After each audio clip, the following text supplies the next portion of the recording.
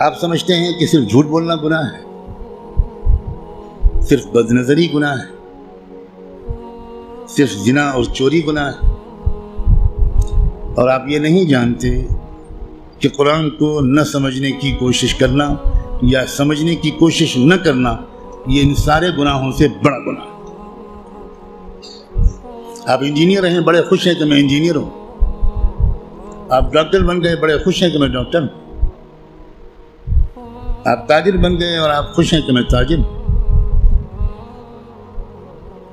اور آپ کو اس کمی کا احساس تک نہیں ہے کہ میں کتنا بڑا محروم انسان ہوں کہ میں اللہ کے کلام کو جو صرف میرے لیے آیا تھا وہ میں سمجھنے کی کوئی کوشش ہی نہیں کی میں۔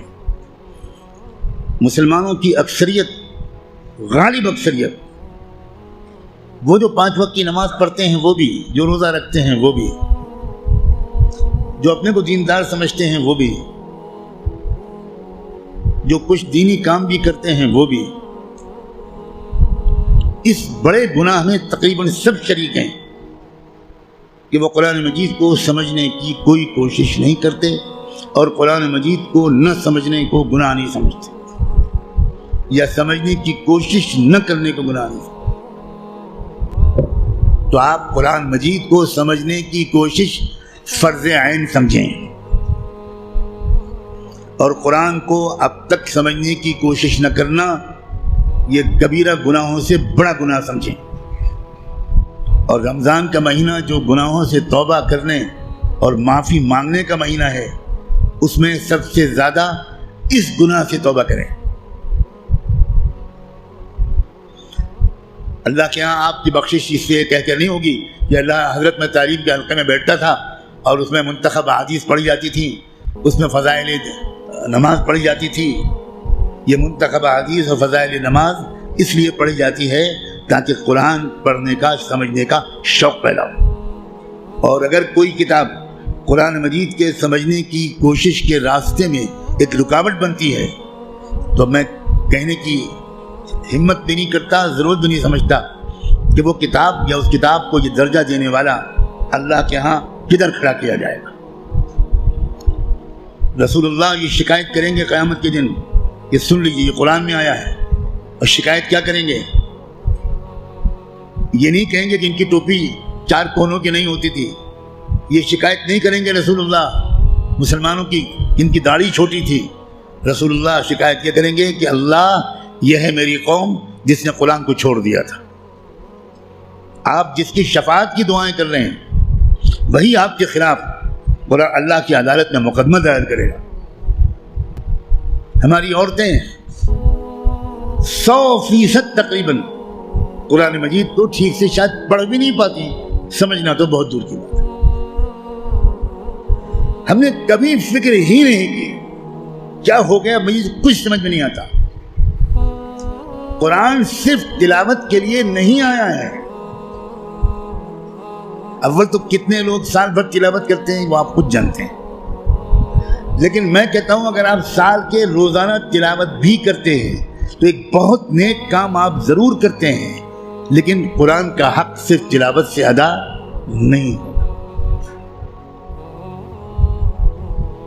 آپ کے دوست کا خط آپ کے پاس آئے، آپ کی ماں اپنا خط لکھے، آپ دور کہیں رہتے اور ماں آپ کو خط بھیجے،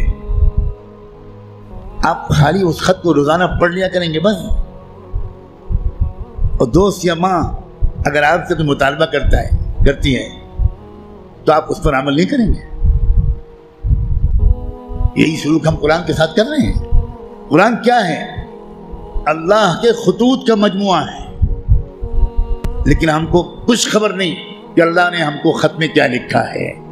آپ کا دوست آپ کو خط لکھے اور آپ اس کو سمجھ نہ پائیں، آپ چین سے سوئیں گے؟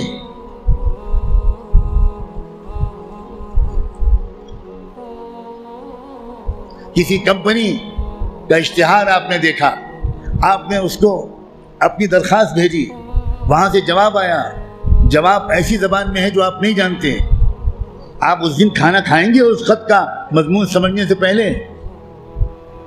اب دوڑیں گے، بھاگیں گے، پتہ لگائیں گے کہ یہ فرانسیسی زبان میں خط ہے تو میرے شہر میں فرینچ زبان کون جانتا ہے؟ اور آپ اس کی خوشامد کریں گے کہ ذرا اس خط کو پڑھیے اور مجھے بتائیے کہ اس میں کیا لکھا ہے۔ 24 گھنٹے نہیں گزرنے دیں گے آپ، اس سے پہلے اس خط کو سمجھنے کی بھرپور کوشش کر لیں گے، اس کا جواب بھی لکھیں گے۔ لیکن قرآن ہے کہ 60 سال سے آپ کو پکار رہا ہے، اللہ کا خط ہے کہ 70 سال سے آپ کو آپ پاس آ رہا ہے، لیکن آپ نے ایسے کان بند کر رکھے ہیں، ہمیں کوئی دلچسپی نہیں اللہ کے خط سے، اللہ کہتے رہیں ہمیں کوئی دلچسپی نہیں، ہم بہت مشغول ہیں، ہمارے پاس فرصت نہیں ہے، ہم بڑے کامیاب تاجر ہیں، ہم اسٹوڈنٹ ہیں، ہم پروفیسر ہیں، ہم ڈاکٹر ہیں، ہم انجینئر ہیں، ہم پولیٹیکل ایکٹیوسٹ ہیں، ہم جرنلسٹ ہیں، ہم اخبار میں کام کرتے ہیں، ہم کہاں قرآن کا ترجمہ پڑھ پائیں گے؟ بھئی ہمارے پاس کہاں اتنا وقت ہے؟ بھگتے گا ہر وہ انسان، ہر وہ مرد اور عورت جو قرآن مجید کو سمجھنے کی کوئی کوشش نہیں کرتا اور قرآن کے مطابق اپنے آپ کو ڈھالنے کی کوئی سیریس کوشش نہیں کرتا، خون کے آنسو روئے گا وہ شخص، خون کے آنسو روئے گا۔ ایسا شخص تو جب قرآن کی تلاوت کرتا ہے تو قرآن اس پر لعنت بھیجتا رہتا ہے۔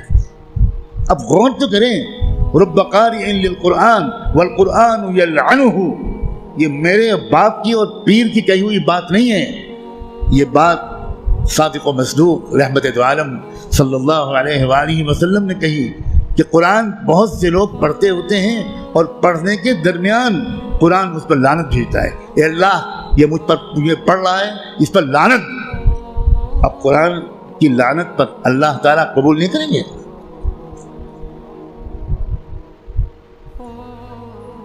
جو توہین قرآن کی ہم نے کی ہے، جو بے عزتی قرآن کی ہم نے کی ہے، اس کے حساب سے ابھی مسلمانوں کی اتنی پٹائی نہیں ہوئی جتنی ہونی چاہیے۔